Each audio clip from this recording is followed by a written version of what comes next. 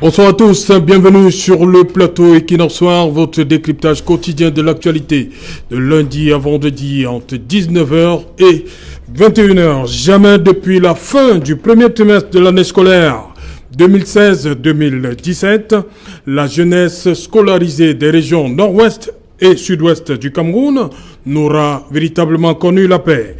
Raison principale, le conflit qui prévaut dans cette partie anglophone du pays.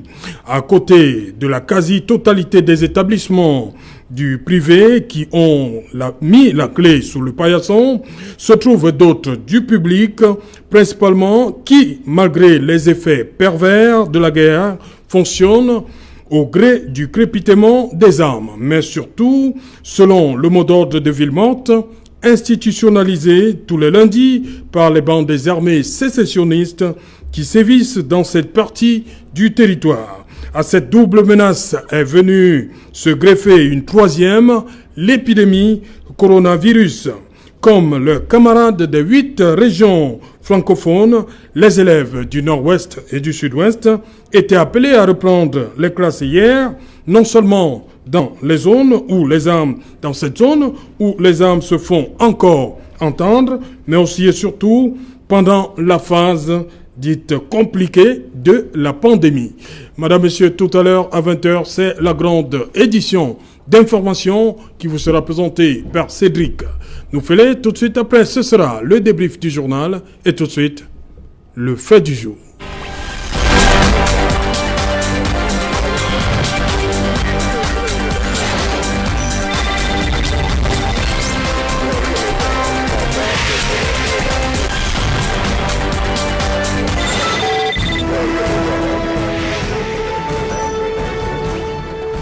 Reprise des classes dans le Nozo, le nord-ouest et le sud-ouest, entre guerre, Villemonte et Covid-19. Pour en parler, je suis en plateau à Douala avec, pour le moment, parce qu'on attend toujours le second panéliste, Maître Joseph-Claude Biliga. Bonsoir Maître et bienvenue. Bonsoir. Bonsoir à tous les co-panélistes qui vont arriver, oui. Ceux qui sont hors du studio.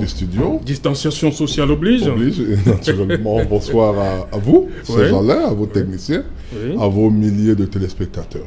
Voilà, merci une fois de plus. Maître Joseph-Claude Biliga, comme toujours, va mouiller le maillot pour le RDPC.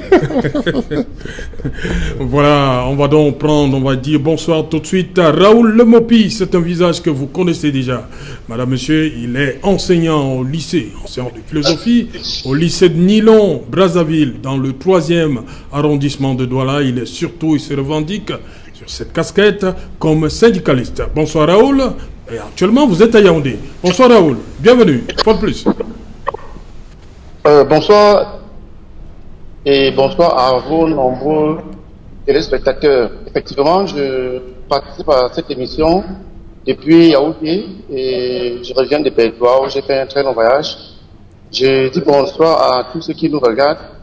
Je voudrais aussi dire bonsoir à tous les autres co-panélistes. Voilà, Raoul, vous dites que vous êtes à Yaoundé, on ne vous a pas affecté entre-temps. Vous avez boycotté la rentrée d'hier. Comment vous retrouvez à Yaoundé alors que les classes ont recommencé hier? Vous enseignez la philosophie, donc forcément, vous avez des classes de terminale. Oui, effectivement, Serge, j'ai les classes de terminale, mais dans la programmation des enseignements, je suis supposé dispenser des enseignements à partir de demain. Car je reste au four au moulin de ce qui se passe la place. Je viens du Bertois et j'ai aussi vu ce qui se passe là-bas. Je crois qu'on aura l'occasion de parler de ces choses. Voilà, on va donc commencer par ce que vous avez vu à Bertois hier. Comment les choses ont démarré de ce côté dans la région du Soleil Levant. Qu'est-ce que vous avez observé à Bertois hier? Alors, dans l'immense majorité, les choses ont démarré normalement, c'est-à-dire que à 7h30, c'était la prise en main des élèves. J'ai visité le lycée scientifique de Bertois, j'ai visité le lycée bilingue, j'ai visité le collège Terrestre, j'ai visité le collège Adventiste. Je peux vous rassurer que les choses se sont déroulées sans aniclouche. Les élèves sont arrivés, pour certains déjà dotés de leur max, pour d'autres ce sont les chefs d'établissement qui leur les dispositifs sanitaires comme les gels alcooliques dans certains coins de classe, de la cour de récréation. Il y avait les bonbons d'eau.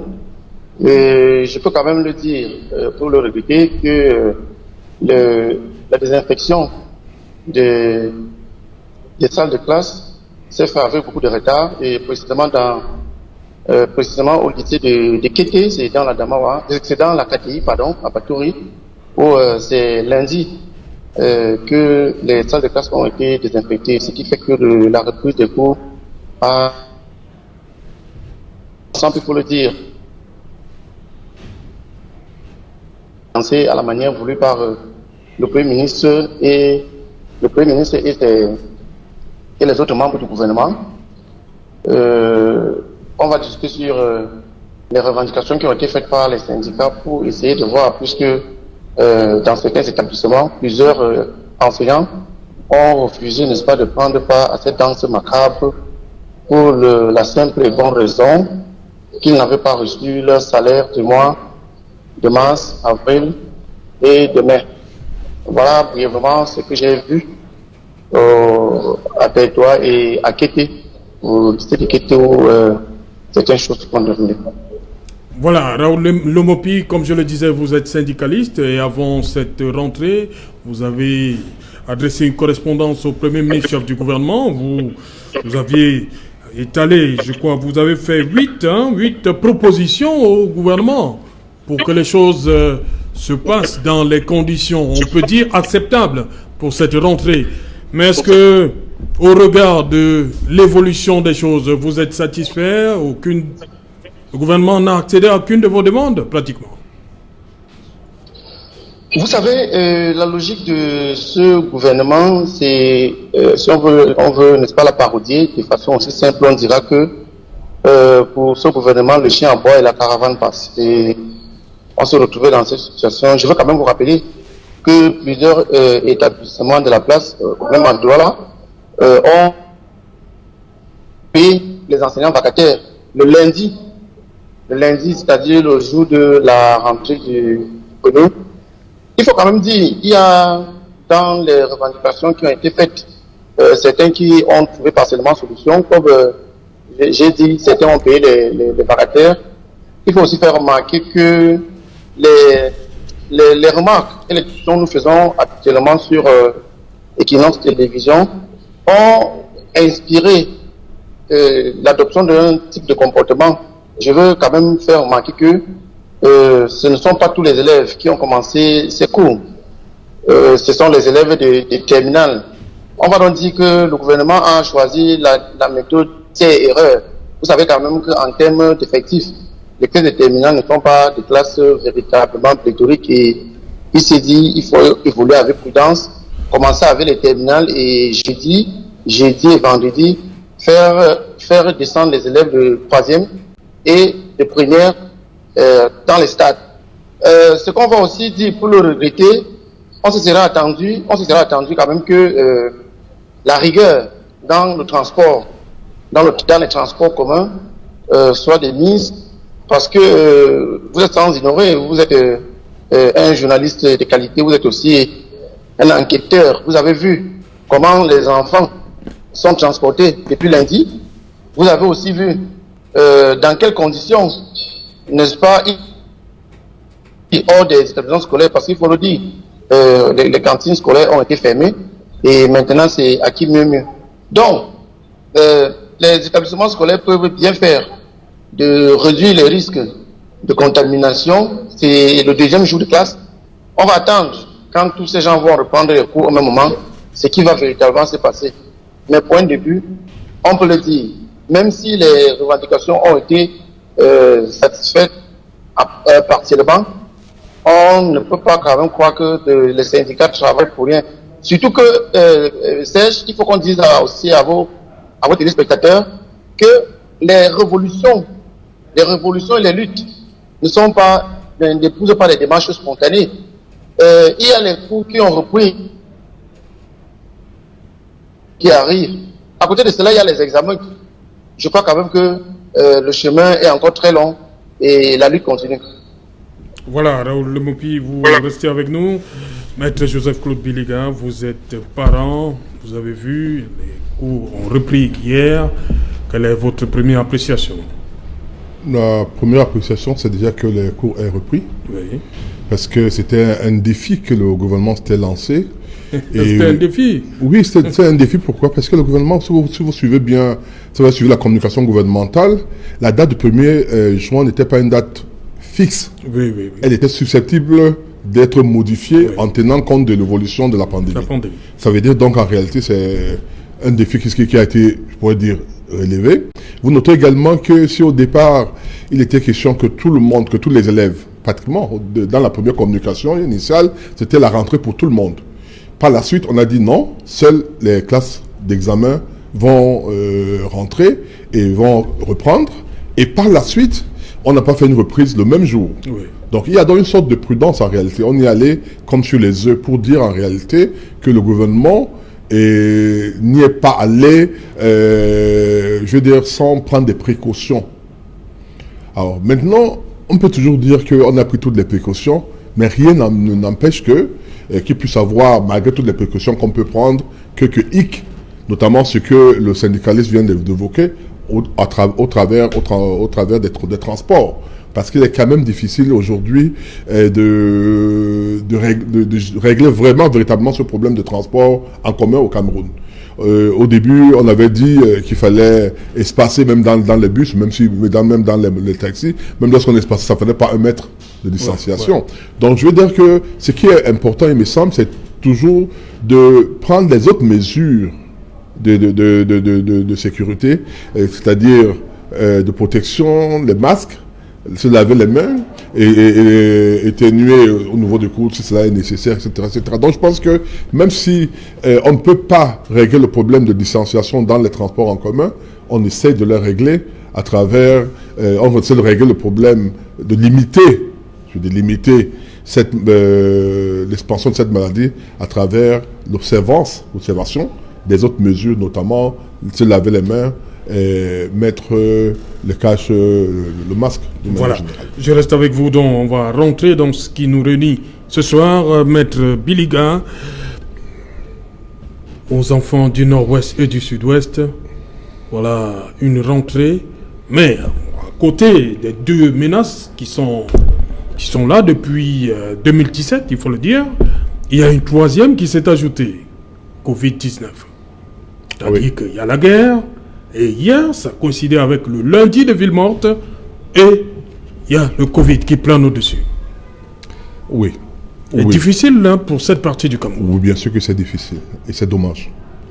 C'est difficile et c'est dommage. Pourquoi? Parce qu'en réalité, je l'ai très souvent dit, quelles que soient les circonstances, le droit à l'enseignement, le droit à l'éducation doit être préservé.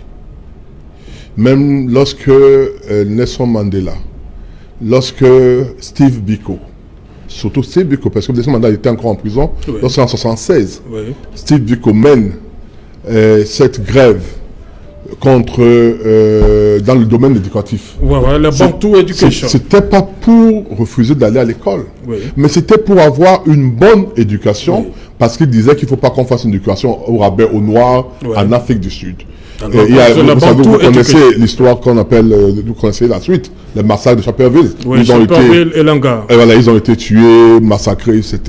Ils ont été massacrés parce qu'ils voulaient aller à l'école. C'est-à-dire parce qu'ils voulaient une bonne école. Et moi, je pense que ceux qui ont, pour des raisons politiques, pensent qu'il faut que leurs revendications soient entendues, doivent se mettre en tête qu'ils doivent permettre aux enfants d'aller à l'école. Les enfants n'ont rien à voir dans leur guerre politique. Donc ces enfants ne doivent pas être des sacrifiés de l'école. Ils doivent aller à l'école parce qu'en réalité, on aura besoin de ces enfants demain, même si jamais, par extraordinaire, ces parties du Cameroun devenaient, entre guillemets, indépendantes. Donc on ne peut pas dire que on se révolte, on se rebelle parce qu'on estime que les Camerounais d'expression française, donc des francophones, prennent des postes, même dans la zone anglo-saxonne, et en même temps empêcher aux enfants qui doivent prendre la relève de pouvoir apprendre. Maintenant, je pense que l'une des raisons qui devait également, je veux dire, tout à l'heure vous avez évoqué la deuxième menace, celle de la Covid, elle devait plutôt... La troisième, parce que hier, les trois étaient ensemble. Oui. Il y a la guerre d'abord, et comme la reprise des classes, donc avec lundi, oui. le ville morte, oui. Et il y a aussi Covid-19. Oui, je dis donc que ce que je viens de dire pour le droit à l'éducation englobe les deux éléments, c'est-à-dire les villes mortes, et la guerre, mais également la guerre. Oui. Donc, la guerre ne doit pas être un frein à l'école. Parce que lorsque vous regardez la guerre même en Irak ou en Syrie, les gens ont continué à aller à l'école. Il y avait des zones qui sont un peu considérées comme des zones sacrées. L'hôpital, l'école, où on ne doit pas tirer, où on ne doit pas lancer les bombes. Donc, quelle que soit la rigueur de la guerre, ces zones sont des zones sacrées où on doit pouvoir continuer. Donc, je suis donc maintenant, s'agissant du troisième élément, le Covid, il devrait plutôt permettre qu'il y a ce que je peux appeler un cessez-le-feu. C'est-à-dire que même lorsque vous êtes en train de bagarrer, de faire la guerre entre vos deux frères, lorsqu'un ennemi arrive, vous oubliez d'abord le conflit entre vous, vous combattez l'ennemi. Donc moi je pensais que, au lieu d'être un élément de frein supplémentaire pour que nos enfants aillent à l'école, ça devait plutôt être un élément qui permettrait aux enfants d'aller à l'école, dans ce sens que ceux qui ont pris les armes contre la République devaient se mettre en tête qu'aujourd'hui qu'on a une autre menace, un autre ennemi qui est un ennemi commun, qui ne choisit pas qu'on soit du nord-ouest, du sud-ouest, qu'on soit entre guillemets abazonien ou qu'on soit de la République du Cameroun, cette menace-là devait pouvoir, je veux dire, pas menace, puisqu'elle est effective, cette guerre, cette maladie, cette pandémie devait nous amener plutôt à être soudés et à regarder tous dans la même direction, quitte à ce que après qu'on revienne dans nos guerres plus ou moins inutiles. Et même dans ce cas-là, j'insiste dessus, cela ne doit pas affecter la vie des élèves. Raoul Lemopi, comme je l'ai dit, on entame l'émission. Depuis le premier trimestre de l'année 2016-2017, les élèves des régions nord-ouest et sud-ouest ont de sérieux soucis avec leur scolarisation.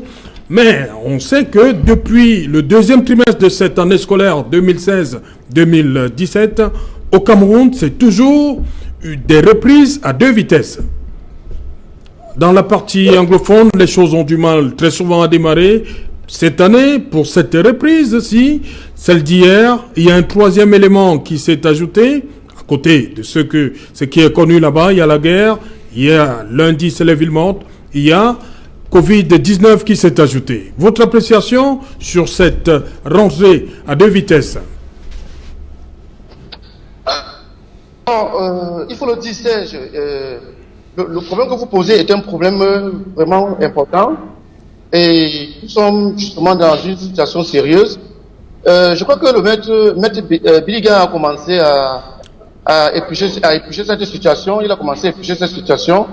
Je suis d'avis avec lui que les luttes politiques, n'est-ce pas, sont au principe de la déstructuration de l'école. Si on admet que la guerre dans le Nozo est intimement liée, n'est-ce pas, à des questions politiques. Et si le problème est politique, il n'y a que les acteurs politiques qui doivent s'asseoir pour discuter de ces questions. Mais si d'un côté et d'autre part, je suis aussi d'avis qu'on ne peut pas utiliser l'école, n'est-ce pas, comme un élément de lutte politique. Mais je mets quand même un bémol.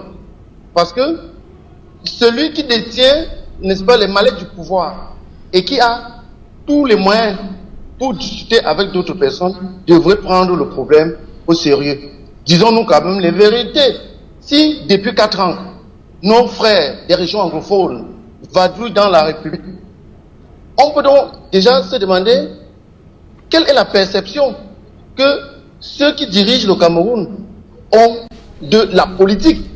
La politique, n'est-ce pas, comme l'a administré une cité. Et si la question perdure, je veux dire quand même sans méchanceté que le premier ennemi, on va prouver le contraire, le premier ennemi de l'école au Cameroun aujourd'hui, c'est le système en place. Le système en place est contre l'école. Le système en place ne veut pas l'école. Je veux rappeler quelque chose qui est simple. La France, pour parler d'elle, a fermé ses établissements scolaires au Cameroun avant l'État du Cameroun. Le Cameroun a choisi d'ouvrir ses établissements scolaires alors que, face au même problème, la France a maintenu ses établissements scolaires fermés. Les esprits malins. Parce que les enfants des pontes du là, eux, ils sont à la vie. Et le reste de la populace, n'est-ce pas, est exposé les mains nues contre le virus. Ce que nous voulons par là dire, que lorsqu'un régime prend à bras le corps les questions de l'école, les différentes façons d'aborder les problèmes qui peuvent avoir un impact sur l'école, ces manières-là, n'est-ce pas, sont à peu près policiers. En fait, nous sommes convaincus à l'heure actuelle que si nos frères du Nozo ne vont pas à l'école, il faut de ramener ces enfants à l'école. On ne va plus faire ici le bilan ou bien l'impact, n'est-ce pas, de la fermeture des établissements scolaires dans les régions anglophones. Pour mon simple lycée, le lycée bilingue de Nilon-Brazzaville, en 2 ans, c'est-à-dire ces 2 dernières années, nous avons eu à accueillir au bas mot 1500 à 2000 élèves. Moi, je crois que la situation était suffisamment sérieuse pour qu'on ne vienne pas y ajouter celle du coronavirus. Et à partir de ce moment, l'école est doublement et peut-être triplement fragilisée. Parce qu'on voit le nozo, on voit le Covid. Mais il faut vous demander ce qui se passe aussi dans l'Est profond. Ce qui se passe, n'est-ce pas, à l'extrême nord. Mais voyez-vous, les élèves, n'est-ce pas, s'asseyent sur les morceaux de bois, hein, les troncs d'arbres. Là où, par exemple, d'autres se gargarient à recevoir des milliards pour s'acheter des véhicules de prestige. Quand nous disons que le régime en place, le système en place, doit repenser son rapport à l'école, nous avons plusieurs indicateurs. Le statut particulier des enseignants n'est pas signé. La redéfinition même de ce qu'il faut entendre par l'école n'est pas, n'est-ce pas, mise à jour. Il faut dire qu'on s'accorde sur un minimum pour refaire notre manière d'appréhender l'école. On se demande même simplement, qu'est-ce qu'une école? Qu'est-ce qu'un élève? À quoi doit ressembler l'établissement scolaire? Voilà les questions basiques. Et si on répond à ces questions, et si on pose l'école comme un outil de développement, moi je reste convaincu que la manière dont on va gérer l'école au Cameroun va changer. Il n'est plus question qu'on se trouve dans une situation bizarre où on envoie les enfants des gens à la vindicte populaire et qui, malgré les cris de détresse, n'est-ce pas, ceux qui le font restent sourds. Nous, par exemple, qui allons descendre dans l'arène à partir de demain, nous ne le faisons pas de gaieté de cœur. Mais Maître Biliga a dit quelque chose. Moi, je cautionne, je partage ce qu'il dit. Donc, les enfants, on va dire, bon voilà, ils doivent suivre des enseignements. C'est vrai. Mais et ceux qui dispensent ces enseignements, quelle est la perception qu'on... C'est toute la question. Et c'est aussi ça qui donne ça syndical, de manière à ce que on doit clairement poser les problèmes et attendre de l'autorité qu'il y prête une oreille attentive, de manière que le contrat professionnel, n'est-ce pas, soit une sorte de prolongement du contrat social qui lie les citoyens, n'est-ce pas, entre eux. Voilà ce que je peux dire pour l'instant. Voilà, Maître Biliga, pour le syndicaliste, l'enseignant syndicaliste Raoul Mopi, le système actuel est contre l'école. Parce qu'au regard de tout ce qui s'est dit, que l'État, vous-même vous l'avez dit, il y a quand même eu rentrée hier, malgré tout ce qui s'est dit, l'État persistait si les enfants devaient reprendre l'école hier, et ils ont repris l'école. Oui. Je pense que M. Lemosio est dans son rôle. C'est un syndicaliste, c'est un revendicateur. Je pense que demain, si par hasard, demain, un autre gouvernement arrive, c'est le SDF ou quelqu'un d'autre, j'ai la conviction qu'il sera toujours dans la même tendance, c'est-à-dire chercher à ce que ça s'améliore. Je pense que cela doit être l'attitude de tout le monde. Pas forcément de critiquer, mais de chercher à s'améliorer. Là, il y a beaucoup de choses sur lesquelles je ne voudrais peut-être pas revenir, mais je tiens quand même à dire une ou deux choses. La première, c'est sur la recherche de la paix. On peut tout dire, mais personne ne peut nier que le gouvernement a quand même posé des actes allant dans le sens de la recherche de la paix. Vous vous souvenez très bien ici que bien que temps de RDPC, j'avais tenu parfois des propos ici qui tendaient à dire qu'il faut qu'on aille au dialogue. Et qu'il n'y a pas eu de dialogue, peut-être pour cette raison qu'il y a eu ce qu'il y a pu avoir à un moment donné. Mais aujourd'hui, personne ne peut dire que le gouvernement n'a pas tendu la main, que le gouvernement n'a pas posé des actes tendant à favoriser le dialogue dans le nord-ouest et le sud-ouest. Et tout à l'heure, il m'est arrivé, c'est pas peut-être parce que je regardais sur Internet, j'ai vu les photos du président Aïdjo sur les timbres autres, ça circulait tout à l'heure. Oui. Et je me suis souvenu de ce qu'il avait dit dans un autre domaine, mais qu'on peut essayer de paraphraser ici. Il disait, il n'y a pas de développement sans la volonté de développement, sans la participation de tous et de chacun à l'effort national de développement. Et il n'y a pas de développement sans la volonté de développement, sans la participation de tous et de chacun à l'effort national de développement. Pour paraphraser, je dirais, il n'y a pas de paix sans la volonté de paix, oui, sans la participation de tous et de chacun à cet effort de paix. Je dis, lorsque on regarde le chemin parcouru depuis que ces problèmes de guerre ont commencé, la guerre dans le Nozo, et j'aimerais savoir, comme ils disent, quelle est la démarche ou bien quels sont les actes posés par ceux de nos frères qui ont pris les armes en faveur de la paix. Il y a eu quelques personnes lors du grand dialogue national, par exemple, qui ont déposé les armes, ils ont été assassinés quand ils sont rentrés. Il y a un ou deux qui ont été assassinés. Récemment encore, le maire, qui est une élite de Manfé, est parti pour répondre à l'appel à la paix, parce que ses compatriotes avaient prétendu qu'ils voulaient déposer les armes. Il est parti, il s'est fait tuer. Presley Ojong. Ouais. Donc je pense que c'est des actes qui sont des actes graves, et qu'eux seuls, lorsqu'on y ajoute par exemple Florence Ayafor, et d'autres personnes encore qui ont été tuées tout simplement du fait qu'ils ont voulu la paix, on ne peut pas aujourd'hui incriminer le gouvernement et le dire. Pour moi, c'est tout simplement politique, et en soi, c'est à un moment donné de faire de la nécro-politique, c'est-à-dire la politique basée sur les morts. On laisse les morts tranquilles, on laisse la guerre tranquille, on fait une politique saine. La deuxième chose que je voudrais dire, c'est que la critique est facile. Hein. Moi, ce matin, j'étais avec lui, monsieur Lemosio, nous étions sur une radio, lui, il était à Berthois à ce moment-là. Oui, oui, Raoul Lemosio. Raoul, moi, j'étais et j'ai cité un exemple. J'ai dit que il y a quelques années, j'étais au niveau de la Bretagne en France, donc entre Brest et Rennes, dans cette zone-là. Et j'étais avec un de mes jeunes frères et je me suis rendu compte qu'il y avait une voiture, les enfants étaient ramassés au bord de la route. Et ils attendaient un car pour les transporter pour aller à l'école. C'est la question que j'ai posée à mon frère, mais ils font quoi là? Il me dit non. Ici, on a fermé beaucoup d'écoles parce qu'il n'y a pas suffisamment d'élèves pour pouvoir animer des salles de classe. Donc on les regroupe, on les transporte pour les amener dans des villages voisins où il y a un peu plus de population pour faire l'école. C'est des faits réels, c'est la France. Elle est plus développée que nous. Aujourd'hui, dites-moi un seul village. Certes, j'ai suivi hier un reportage, on disait que les gens font 7 km pour aller à l'école, mais c'est de plus en plus rare. Aujourd'hui, pratiquement dans tous les villages, on essaie de mettre une classe. Non, ils font 2 jours pour aller 75 km. Non. Pour aller à l'école? Non. Non, pas pour aller à l'école. Non, je ne suis pas de l'école. Moi, ici, je suis Equinox?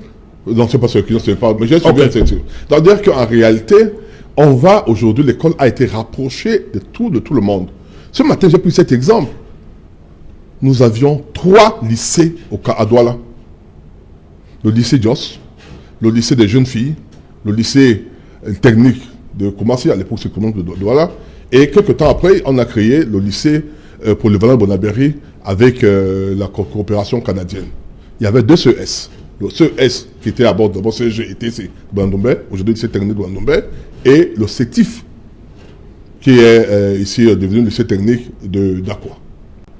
Voilà ce qu'il y avait comme établissement aujourd'hui. Mais ça allait pendant ce temps-là... Ça allait avec la population. Non, oui, mais lorsque vous faites le ratio entre la population qu'il y avait à l'époque, ce matin, je crois que j'étais avec quelqu'un sur le plateau qui disait on était peut-être 10 ou 11 millions, on est 23 aujourd'hui. Vous multipliez le nombre d'établissements par rapport au nombre de la population, vous vous rendez compte qu'il y a une explosion au niveau de l'éducation.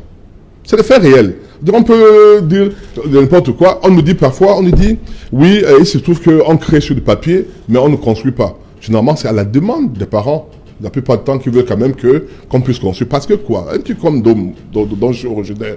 Les enfants partaient des villages pour aller habiter, pour aller faire le CES. En Dôme, pour aller habiter chez des gens. Ils s'étaient transformés pratiquement en esclaves, entre guillemets. Quand vous aviez votre BPC, vous deviez aller à Edea. Oui. Pour construire. Chef-lieu du département. Aujourd'hui, il y a des lycées partout. Il y a des CES partout. Les lycées aujourd'hui ne sont pas les lycées à milliards.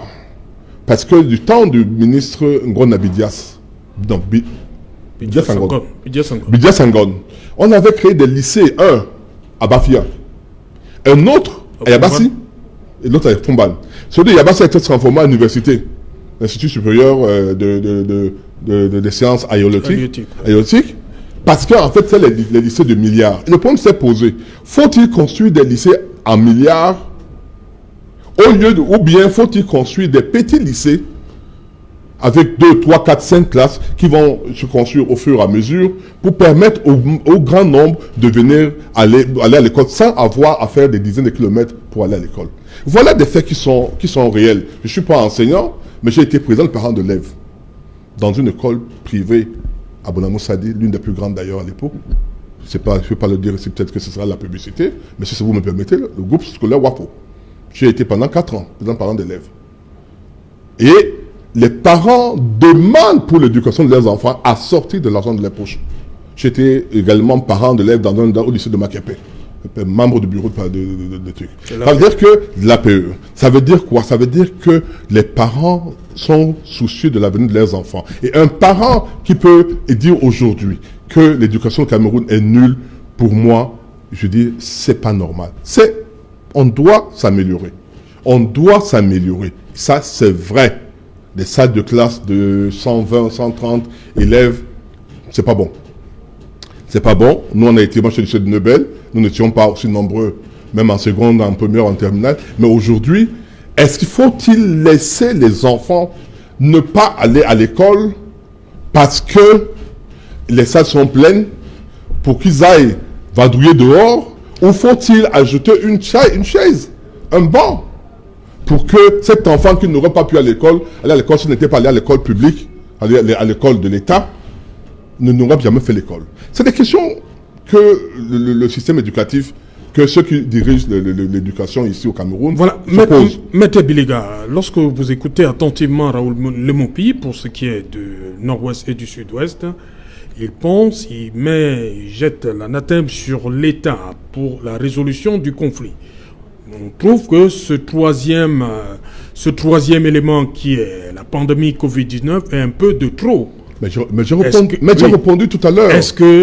Mais les âmes continuent de crépiter là-bas. Est-ce que ça n'ajoute pas au traumatisme des enfants dans cette région du Cameroun? Non, nous parlons de deux choses différentes. Oui.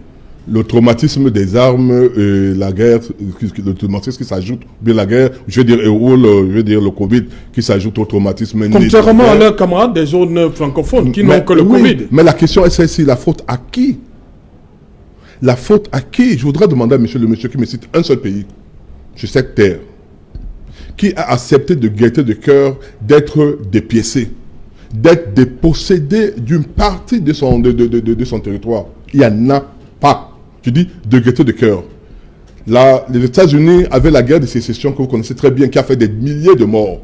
Et je tiens à indiquer que les États-Unis, c'est ce qu'on appelait à l'époque une sorte de territoire de colonie de peuplement. de l'Angleterre en réalité. Oui. Parce qu'en réalité, les Blancs ne sont pas originaires de l'Amérique. Ils sont venus de l'Espagne, oui. Ils sont venus de l'Angleterre essentiellement, de la Grande-Bretagne et autres, pour aller trouver les Indiens, et par la suite, ils ont amené les Noirs dans le cadre de l'esclavage pour faire ce pays.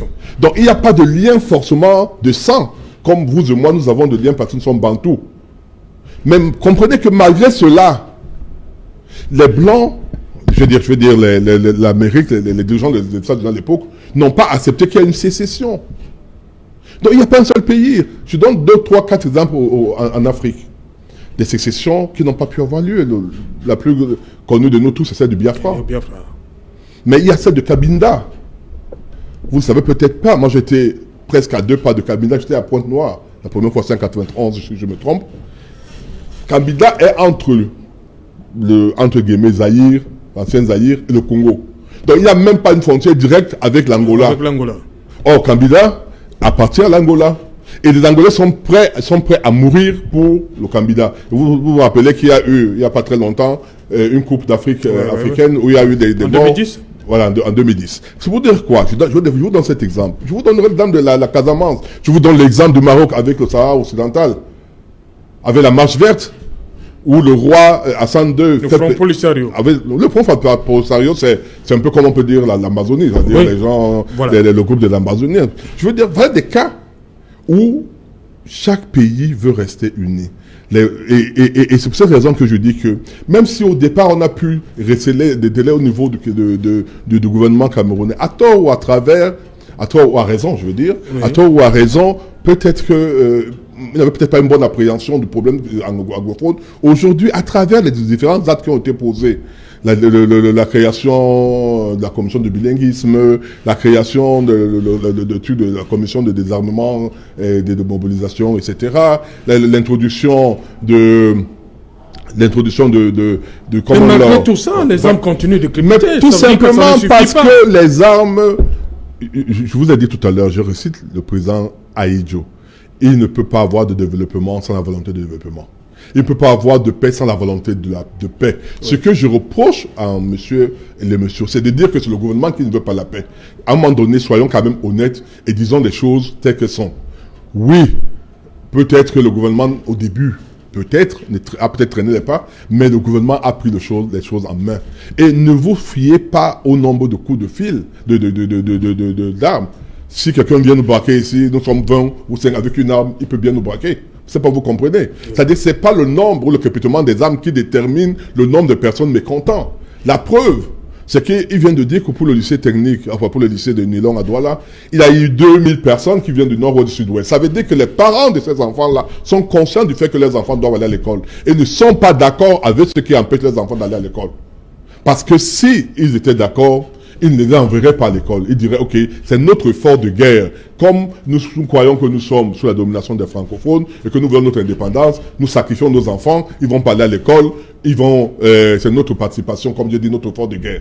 Mais le fait pour ces personnes-là, de partir de cette zone-là pour venir faire l'école dans les zones sécurisées, ça veut dire qu'en fait, ils ne sont pas d'accord avec le truc. Et il ne faut pas qu'il y ait beaucoup de personnes pour créer la psychose. Il suffit simplement d'une seule personne, ou de 2 ou de 3, qui ont des armes et peuvent donc terrorisés. Et lorsque vous suivez l'histoire du Nord-Ouest, vous voyez bien qu'il y a plusieurs fois où des comités de défense sont organisés pour aller attaquer les sécessionnistes. Ça veut dire qu'en réalité, si aujourd'hui on faisait, je m'aventure peut-être dangereusement sur un chemin, mais si aujourd'hui on faisait ce que je peux appeler une sorte de l'élection ou de vote, vous verrez bien que... Du référendum vous verrez bien que il n'y aurait pas, je doute fort que les sécessionnistes soient majoritaires dans les régions nord ou du sud-ouest.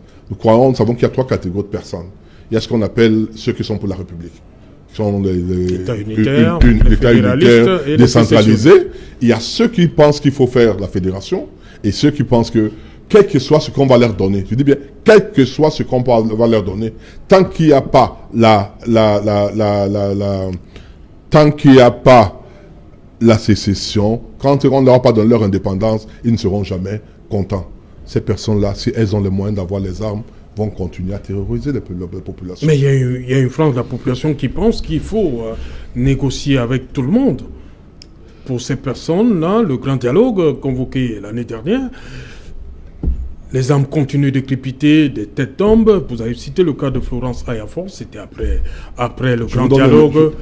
On pense que des personnes ont été exclues de ce grand dialogue. Voilà pourquoi les résultats sont ce qu'on a aujourd'hui. Le dialogue ne se fait pas seulement dans le cadre formel, tel qu'il a été fait dans le cadre du grand dialogue. Parce qu'en réalité, vous noterez qu'il est impossible que tout le monde puisse être dans le grand dialogue. J'aime généralement dire aux gens, oui, il faut appeler tous les Camerounais, on doit pouvoir dialoguer. C'est impossible. C'est-à-dire que même en Suisse, où la démocratie participative est assez élevée, il est impossible de réunir dans une salle 22 millions de Camerounais.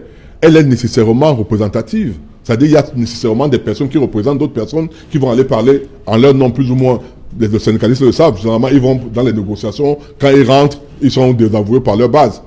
Donc le problème se pose en ce moment-là de savoir quelles sont les personnes qui doivent être celles représentatives. Peut-être que le gouvernement a pensé que ceux qui sont repentis la dernière fois, oui, on avait les noms des généraux, etc., qu'on a vu lors de grand dialogue. On a vu un là qui a beaucoup parlé, oui, et qui a été applaudi. Quand il a parlé, moi je suivais les larmes coulaient de mes yeux, je me disais, même si le grand dialogue s'arrête là aujourd'hui, ce que ce monsieur a dit, ce que ce jeune homme a dit, est largement suffisant pour comprendre le problème qui est dans le nord-ouest et le sud-ouest. Okay. Mais ça n'a pas empêché que d'autres continuent à finir. Je terminais par là en disant ceci. Il ne faut pas non plus se fier au fait qu'il y ait toujours des morts, ou il y a toujours les armes. Il y a ce qu'on appelle l'industrie de la guerre. Elle existe. C'est-à-dire, lorsqu'il y a des conflits, il y a des gens qui profitent de ce conflit pour poser, pour se faire un fonds de commerce, et pour lequel, lorsque la guerre finit, ils ne sont pas, ça ne les avantage pas. Ils ont donc intérêt à ce que cela soit. Je ne dis pas que c'est ce qui se passe là-bas. Je terminais, peut-être que j'ai dit que je terminais cette fois-ci, en disant ceci.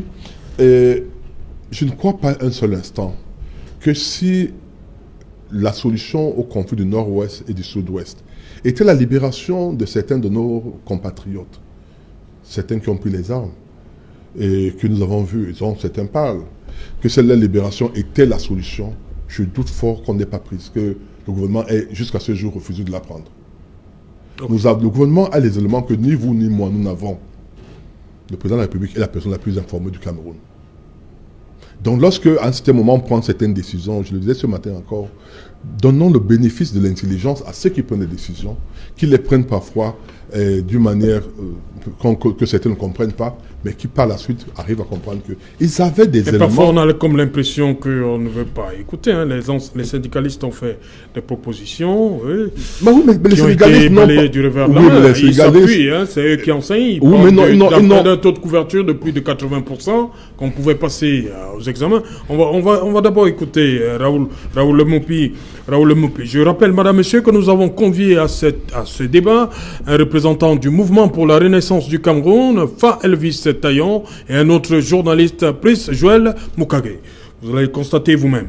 Dites-moi, Raoul Lemopi, cette situation, le Covid vient s'ajouter à ce que les élèves du nord-ouest et du sud-ouest soient déjà assez traumatisés comme ça par ce qui se passe chez eux depuis bientôt 4 ans. Est-ce que c'est du 2 poids 2 mesures? Est-ce que l'école est véritablement sacrifiée de ce côté-là? Pour faire simple. Alors Serge, ça me permettre de définir un peu sur ce que Maître Béliga vient de dire. En fait, je crois, disons la vérité à nos auditeurs, à nos téléspectateurs. Maître, ne faisons pas la confusion entre la quantité et la qualité. Aïdjo a eu justement à construire des établissements scolaires. Vous avez dit qu'il y avait 3 dans la ville de Douala. Aujourd'hui, c'est vrai, il y a un pléthore. Même maintenant, questionnez-vous sur la qualité de ces établissements scolaires. Moi, je crois que la quantité ne devrait pas être confondue avec la qualité. Ou, si vous voulez qu'on dise les choses clairement, la qualité doit accompagner la quantité. Ce que l'État fait par rapport à l'école maître, je vais vous dire la vérité. L'État fait comme Ponce Pilate. Il se lave les mains. En vérité, il crée les établissements scolaires et il laisse la charge de la construction aux parents. Je crois quand même que si on est dans un contexte de pauvreté et de chômage généralisé, il devient malsain de demander à ceux qu'on a appauvris de venir construire les salles de classe. Regardez un peu le lycée Vilain de Dillon-Brazzaville. De la fondation, n'est-ce pas, les parents qui ont entièrement construit. Et comme si cela ne suffisait pas, on leur demande de payer des sommes astronomiques dans le cadre de l'APE. Disons aussi les choses clairement. Les parents construisent les établissements scolaires. Où est l'État? L'État a purement et simplement démissionné. Ayez le courage de le dire. Vous avez dit qu'il y a les établissements à Douala un peu partout. Je vais m'amuser en vous révélant quelque chose. Il y a un lycée dans l'arrondissement de Douala 6. Je crois que c'est Manoka.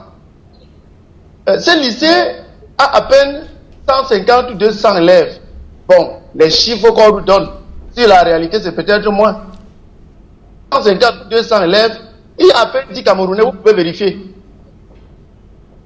Vous ne voyez pas que dans un État sérieux, l'État mobilise plutôt ses ressources humaines.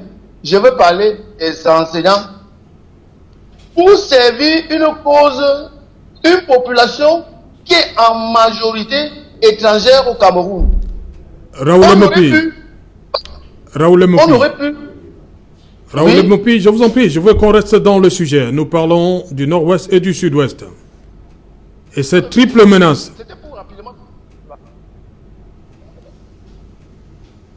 Oui, c'était pour finir avec cela. Pour dire simplement que voilà un lycée qu'on crée, peut-être pour 10 élèves, 10 nationaux, alors que simplement, si le lycée Jos avait toi, on aurait fait facile de prendre ces 6 ou 10 élèves, les ramener au lycée Jos et leur donner, n'est-ce pas, des chambres qui vivent et qui suivent les cours normalement. On aurait gagné, n'est-ce pas? Parce que ce qui se passe aujourd'hui, il y a même un gaspillage des ressources humaines. Peut-être l'occasion va nous permettre de discuter ces choses. Alors, parlant du nord-ouest et du sud-ouest, moi j'ai l'impression simplement que nos frères du nord-ouest et du sud-ouest, ces enfants-là, ils sont seulement des malchanceux. Je me demande ce qu'ils ont fait de mal pour se retrouver comme ça, en train d'être trimballés de gauche à droite. Pourquoi on ne prend pas des résolutions fortes pour résoudre ce problème? Les leaders politiques se sont exprimés sur la question. Vous avez parlé du MRC. Je peux parler du PCRN. Nous pouvons parler de l'UPC ou bien du Manidem. Tous ces politiques sont assis et ont fait des propositions dont le fond commun à toutes ces propositions était un véritable dialogue national. Et quand il parle de véritable dialogue national, on proposait que ce qui s'est passé à Yaoundé n'était qu'une sinécure. Moi, je dis aussi que dans une question difficile à admettre, celle par exemple où les élèves se retrouvent en train, n'est-ce pas, de partir d'un point à un autre parce qu'on n'a pas pu résoudre des problèmes qu'on a soi-même posés. J'ai suivi les leaders politiques s'exprimer sur la question. On assiste donc à quelque chose de très grave. Nos petits frères et nos petites sœurs qui se sont déplacés pour se retrouver, n'est-ce pas? Oui, Raoul de Pompier, vous vouliez réagir à la suite de Raoul? Oui, pour dire une chose. Mais, monsieur Raoul, vous avez là, je veux dire, votre malchance, c'est que j'ai été président du comité de suivi du budget d'investissement public pour le Vouri. Voilà, on va revenir. C'est important. Je vous dirai par rapport à l'école. Voilà, on va revenir après le journal parce qu'il est déjà là, Cédric Noufélé. Bonsoir Cédric, au menu ce soir. Bonsoir Serge Alain. Ce soir, nous parlerons encore de la reprise des cours en évoquant les réalités vécues dans les zones reculées, dans le Mbamekim, là où plusieurs établissements scolaires crient leur mal-être. Ils n'ont pas de dispositifs techniques et autres équipements pour faire face au risque élevé de contamination au Covid-19. Vous verrez ces images surprenantes dans le journal de 20h. Et nous évoquerons également ce soir une enquête exclusive d'Equinox Télévision sur le sort réservé au journaliste Samuel Ouazizi, journaliste d'expression anglaise, qui a été arrêté en juillet-août 2019 à Boya, dans la région du sud-ouest, accusé d'avoir critiqué le gouvernement sur la gestion de la crise anglophone et d'être en intelligence avec des groupes séparatistes. L'on est sans nouvelles depuis près de 10 mois sur la vie et le sort réservé à ce journaliste. Ses avocats font le point dans le journal de 20h et nous viendrons évoquer une information exclusive Equinox Télévision. Nous évoquerons également ce soir le deuxième épisode d'une série de grands reportages inaugurés dans le sud profond du Cameroun, après le parcours de combattants effectué sur la route qui mène au village Minkan. Vous découvrirez ce soir le quotidien ô combien difficile des populations sans services sociaux de base, sans accès à l'électricité continue, sans eau courante. Comment vivent-elles au quotidien? Quels sont leurs espoirs? Quelles sont leurs réalités? Nous en parlerons ce soir. Saint-Jalin. Voilà, madame, monsieur, c'est donc la fin de cette première partie. Equinox Soir, ne ratez surtout pas la suite de ces reportages, de ces grands reportages de Marcelin Gransop dans le sud profond. Il vous l'a dit, Cédric Nouffelé, c'est à découvrir tout à l'heure dans le 20h qu'il va présenter une fois de plus pour vous. Nous, on va se retrouver après pour Equinox Soir, deuxième partie. Ce sera le temps du débrief, toujours en compagnie de nos invités. Place tout de suite dans, madame, monsieur, au 20h, le plus attendu.